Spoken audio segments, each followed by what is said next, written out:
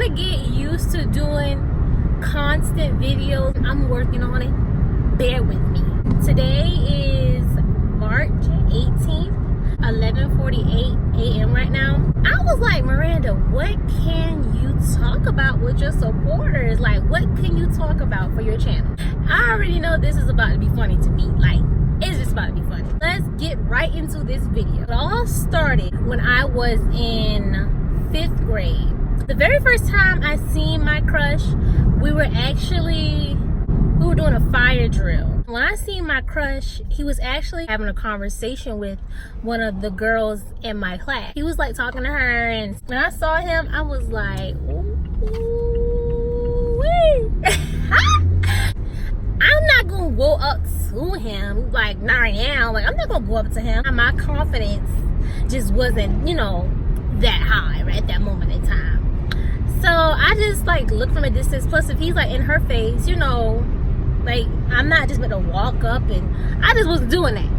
Now, 5th grade is when I started attending youth group. Now, I know you're wondering, Miranda, how does youth group relate to your first crush story? So actually, how this worked, every Wednesday we would have youth group. Mr. Ron is a man who actually started coming, and I'm gonna be real with y'all, I'm from the projects, okay? For those of you that know what it's like to live in the projects, you'll get where I'm coming from. So it's like, we didn't really have nobody to teach us to talk about God and stuff like that. I mean, not that actually exactly knew or could go into depth of what it was all about. And Mr. Ron was not like a father figure. What he actually did, he started it, I guess he started it on his own. He started going around the neighborhoods in the area and started getting all the kids, like around school time and summertime as well sometimes. And he would pick us up at 6 o'clock on the dot. So from 6 to 7, we'll get from 6 to 7, you'll get to the church, you'll eat your food or like your dinner or whatever, and then you have like all that time to like go out to the playground and play. And then from 7 to 8, when 7 o'clock, it's time for us to go in the building, learn about Jesus, learn about God, learn about the Bible, period. And then at 8 o'clock, it's over with, it's time to go home. That was the routine for me and some of my cousins, my siblings. That was the routine all the way from 5th grade until 12th grade. Every Wednesday, 6 o'clock, Mr. Ron picks us up, and that was the routine. So when Mr. Ron picked us up, at first I don't know what my reaction was. I don't know what my thought process was. I really do not know. But I just decided to go. It was me, my cousin Jamaica, and it was my cousin Millennia. But my clique was my cousin Millennia and Jamaica. So we get there at the church or whatever, and this is our first time like going, so we really don't know what to expect. We walk in, it was pretty dope. Like, the church had like a pool table, they got different activities you can do, before it's time to sit down and talk about God. So while we walking in the church, now mind y'all, I was very confident to be in 5th grade. Like, I was very confident for my age. Like, I gotta give myself that. I was very confident. Me and the girls are just like sitting down, chit-chatting, talking, and Mr. Ron had it, because we were like, I guess the first route he picked up. He had multiple routes, 2 or 3 routes. We were the first route. So then the second route comes, and it's these group of boys. Now, come on, y'all, we're on that age where y'all know how it is. When you finally don't find the opposite sex to be gross. They're kind of like cute now. So we're like in that stage. So, the boys walking, and y'all, how about my crush walking in with them? So I'm like, you ain't had to do it like that. You ain't had to do me like that. This is funny to me. I ain't lying. This is so funny. So my bull behind, I walk over there. I said hey to everybody. And, I was talking to him. And then I immediately got to it. In my head, when I saw him, I'm like, that's mine. I'm going to talk to him. I already had let my cousins know, listen, I'm on a mission. Don't mess with it. Don't mess with him. I want that one. That's the one I want. Stay away from him. I was just on that kind of type of thing. I'm just like, okay, so I just, I'm up there flirting. Hamilton, we gonna call him Hamilton, right? So, Hamilton, he was speaking, he's having a nice little conversation. Y'all, how about we just, me and him just decided to play pool together? And like, y'all, mind you, I never played pool a day in my life. I was busting Hamilton's head in pool. Never played. So he's like, man, I can't believe you beat me. How I let you beat me? I'm like, he probably let me win. But I don't think he'd let me win because it's said it on his face. He just couldn't believe I was tearing him up. So, we getting acquainted, like having a nice little conversation, or whatever, not moving too fast, or whatever the case may be. Now, Hamilton he was in 6th grade. I was in 5th, he was in 6th. Mr. Ron and the other adults mentioned that they were going to have a lock-in. Now, lock-in is where, you pretty much, you're going to stay overnight at the church with them.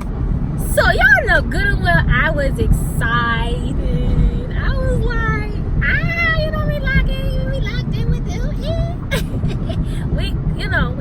You be kind of grown. You get kind of grown around that age. You know what I'm saying? You're like, oh, we hide and seek. That.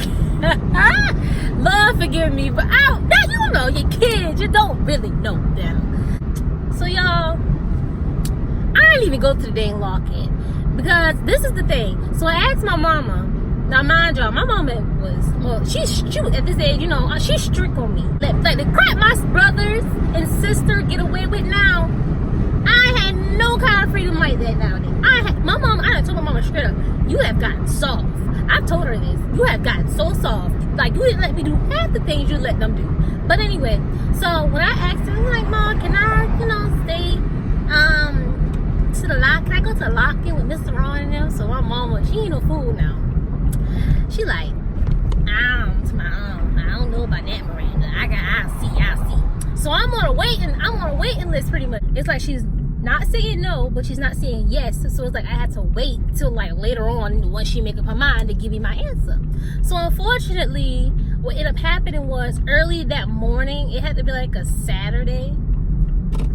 It had to be like a Saturday or a Sunday. Early that morning, y'all, one of my aunts came to get me. She was trying to invite me to go to the beach with her. I saw my aunt knocking, and I'm like, and then like she left from the door, like she had that pitiful walk when she walked back to the car. So I was like, Mom, Aunt Michelle's outside. Into the door, she was like, "Say, I want to, do you want to go to the beach?" And I just didn't want to like bail on my. It's like I didn't want to say like not go with my aunt, and then my mama tells me no, I can't go to the lock-in. Then I'd be like, dang, I could have went to the beach. I didn't want it to be one of those situations, so I just had one with my aunt. Didn't even go to the lock-in. And like at this age, y'all, I didn't have a cell phone or nothing like that. Like I just would have to wait till the next following Wednesday to see what happened. So once I came back from going to the beach and stuff, Millennia and Jamaica told me, they had a good time. They had fun with the guys, this, that, and third. And I'm just, I'm happy for them. But, in the back of my mind, I'm like, dang, like, I wish I was there. So we ended up leaving the first church that we attended because it was said one of the church members was actually racist. Now, mind you, it's a lot of black kids. So I'm gonna keep it 100 with y'all. It's a lot of black kids. So Mr. Ron didn't feel comfortable. And I mean, keep in mind, y'all, Mr. Ron is white. And I'm just saying that just to let y'all know, like, letting y'all know what it is. Mr. Ron is white. And when he found out about that, he immediately switched us to a different church. And he came with us. Like, he was with us. He didn't stay to that church. That's not right. You don't judge people, especially kids, off the color of their skin. You're attending church, it's like you're honestly going against what you believe. Like, that's just sick in the head. So looking back, I'm glad we left because that should have never been a situation anyway.